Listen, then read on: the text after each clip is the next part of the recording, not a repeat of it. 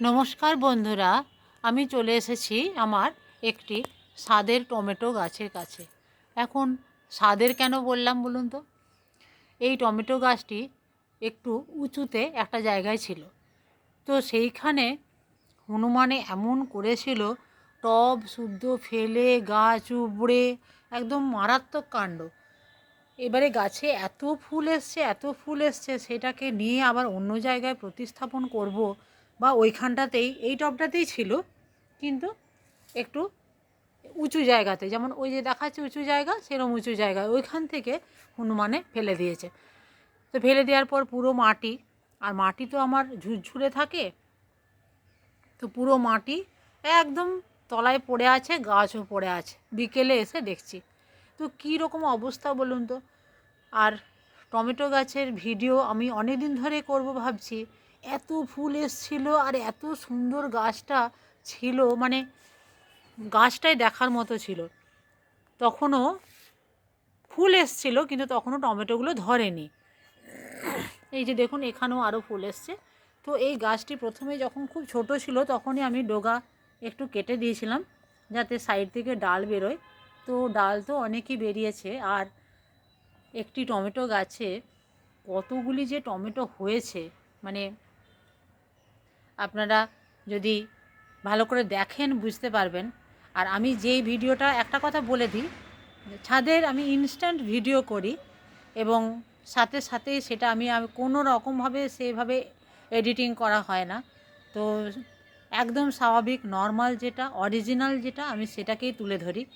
যে আমি অন্য একটি গাছ দেখাবো, তারপর আমার নিজের গাছ আমি কি করছি সেটা দেখাবো ছবিতে, সেটা নয়। আমার একদম সেইটাই আমার থাম্বনেলে থাকে এবং সেটাই আমার ছবিতে থাকে, পিকচারে থাকে। তো আমার যে গাছটা করব তো আমি সেভাবেই করি, তার জন্য আমি জানি, তার জন্য আপনারা এত ভালোবাসেন। তো দেখুন এখানে কটা ধরেছে, চারটে। এখানে দেখুন পাঁচটার মতো ধরতে শুরু করেছে, চারটে আছে, আরও ছোট ছোট একটা দুটো আছে। আর এখানে দেখুন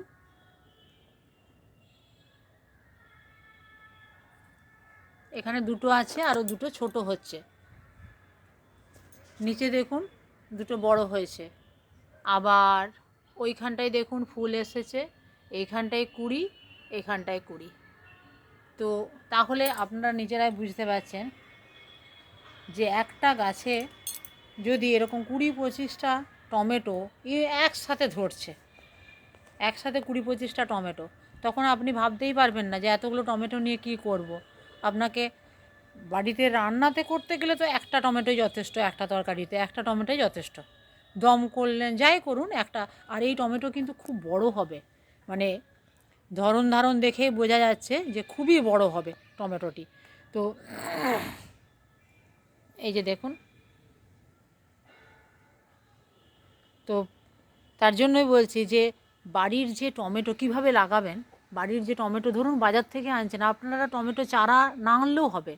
টমেটো গাছ কিন্তু আমার কখনো আমি টমেটো চারা কিনি না, বা টমেটো বীজ কিনলাম হাইব্রিড, সেটা কিন্তু নয়। ওই বাড়িতে টমেটো খাই, সেই টমেটোই বীজ পড়ে, সেই টমেটোরই চারা হয়। আর এছাড়াও আমার অন্য জায়গায় আরও টমেটো চারা হয়েছে নিচে, সেটা তো সেটাতে আমি, এটা আমার ছাদের উপরে আছে আর ওটা আমার নিচে নিচে আছে, কিন্তু একটা টবের উপরেই আছে। তো এখন এই গাছটির যত্ন পরিচর্যা কীরকম করব দেখুন, এখানেও আরও কত কুড়ি এসছে। আবার এখানে এই ফুলগুলো এবারে ধরতে শুরু করবে টমেটো। তো যত্ন পরিচর্যা বলতে দেখুন, মাটিটা যেভাবে আমি তৈরি করি, আমার তো পাতা পচা সবজির খোসা, ফলের খোসা, এই সমস্ত দিয়েই তো আমার মাটিটা তৈরি থাকে। তো সেই মাটিটাই থাকে। আর খোল জল মাঝে মাঝে, ফুল অবস্থায় যদি খোল জল দেন তাহলে কিন্তু ফুল পড়ে যেতে পারে। খোল জলটা যে কোনো গাছে যদি খোল জল মাসে একবার, আর যথেষ্ট মানে পাতলা করে দেবেন। যদি অনেক বড় টব হয়, অনেকটা মাটি হয়, সেক্ষেত্রে আলাদা, তবে কোনো রিস্ক নেবেন না। খোল জলটা কিন্তু একটু পাতলা করে দেবেন, একটু বেশি পাতলা করলে ক্ষতি নেই, কিন্তু যদি একটু গাঢ় হয়ে যায় সেক্ষেত্রে হয়তো ক্ষতি হতে পারে। যারা আন্দাজটা জানেন না বা যারা প্রথম করছেন, বাগান তাদের জন্য আমি বলছি, প্রথম প্রথম একদম পাতলা দিয়েই শুরু করুন, তারপর বুঝতে পারবেন কোন গাছে কতটা দিতে হবে। একটু বড় গাছে একটু বেশি দিলে ভালো হয়। তো আপনারা এইরকমইভাবে যদি খুব পাতলা করেন, মাসে 2বার দিন বা মাসে 4বার দিন খুব পাতলা করে, সেক্ষেত্রে অসুবিধা নেই। মাসে 1বার গাঢ় করে দেওয়ার থেকে মাসে 4বার ওইটাকেই পাতলা করে দিন, ঠিক আছে? এইভাবেই আমি করি। আর মাটি তৈরির সময় যদি আপনারা বিশেষ করে ফলের গাছে হাড় গুঁড়ো শিংকুচি দেন, খুব ভালো হয়। আর এই সবজি, শাক এবং ফুলের গাছে আমার তো খোল জলও লাগে না, ওই সবজি পচা তরল সার থাকে খানিকটা, আর সবজির খোসা ফলের খোসা দিয়ে মাটিটা তৈরি থাকে, তাতে কিন্তু ভালো মতোই ফুল হয়। ফুল গাছেও কিন্তু ভালো ফুল হয়। যেমন আমি দেখাচ্ছি, এই যে দেখুন, এই গাছটাতে কিন্তু ভালোই ফুল এসছে। আর এখন কিন্তু সচরাচর এই ফুলগুলো দেখা যাচ্ছে না, তো ভালোই ফুল এসছে। আর এই গাছটাতে দেখুন কত কুঁড়ি এসেছে। এটা হচ্ছে অ্যাডেনিয়াম গাছ, এটাতে দেখুন কত কুঁড়ি এসেছে। আর যখন ফুলগুলো ফুটবে তখনও আমি অবশ্যই ভিডিও করব, দেখতে পাবেন, কত ভালো লাগবে। আর এখানে দেখুন কত কুঁড়ি এসেছে।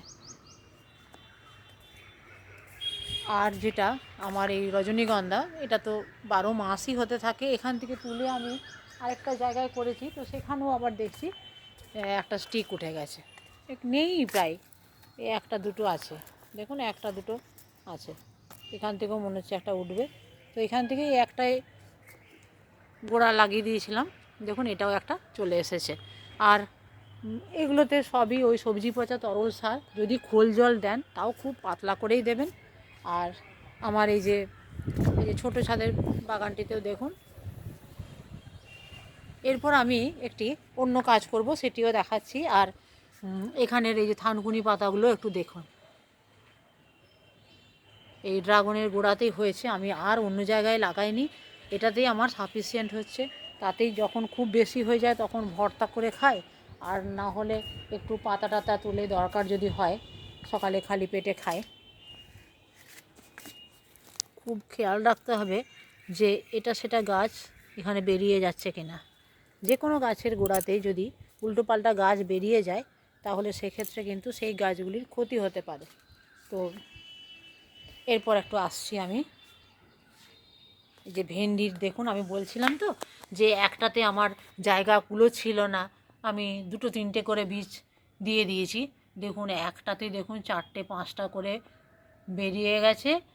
আর একটাতে যদি এরকম 5টা এরকম, এই এতগুলোতে আমি লাগাবারই আমি জায়গা পাবো না, এতগুলো যদি হয়।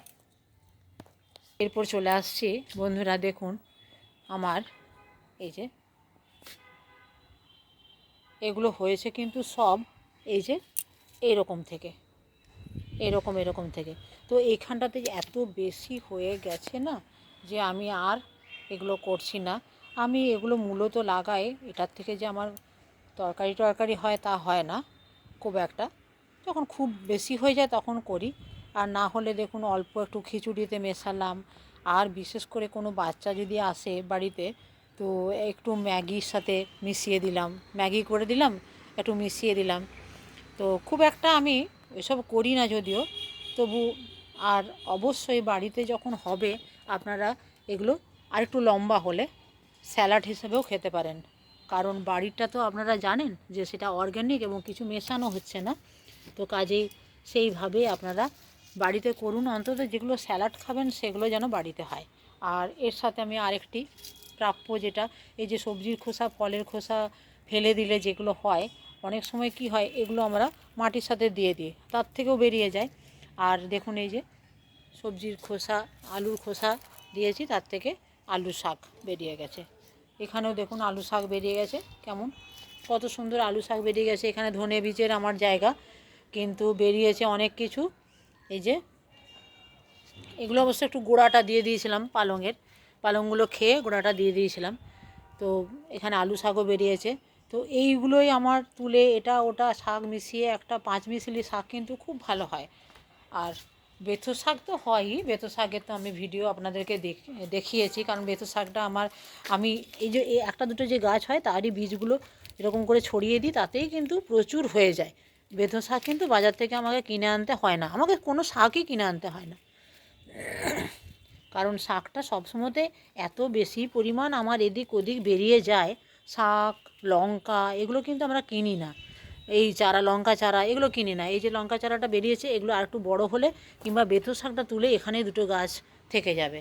তো আরও লঙ্কা চারা, লঙ্কা বীজ আমি দিয়েছি, ধানি লঙ্কা যেগুলো ওই যে কী বলে, কোথাকার লম্বা লম্বা সরু সরু যে লঙ্কাগুলো, সেই লঙ্কাগুলো। এটা মনে হচ্ছে যে একটা কালো লঙ্কার বীজ পড়ে। তো আর বাকি আমার শুকনো লঙ্কার বীজ থেকে আমি করেছি, এগুলো সবজির খোসা থেকে যেগুলো চলে এসছে। আর বেথো শাকটাও কিন্তু তাই হয়েছে। তো এরপরে আমি যেটি করব আপনাদের কাছে, এই যে এইগুলি না আমি এখানটাতে লাগিয়ে দেবো। এখানটাতে কিন্তু আমি একটা জিনিস লাগিয়েছি, আপনাদের মনে আছে কি না জানি না, আমি একটু পাট শাক পেয়েছিলাম, পাট শাকের বীজ ছিল গত বছর থেকে, আমি কিন্তু সেইটা এখানে দিয়ে দিয়েছিলাম।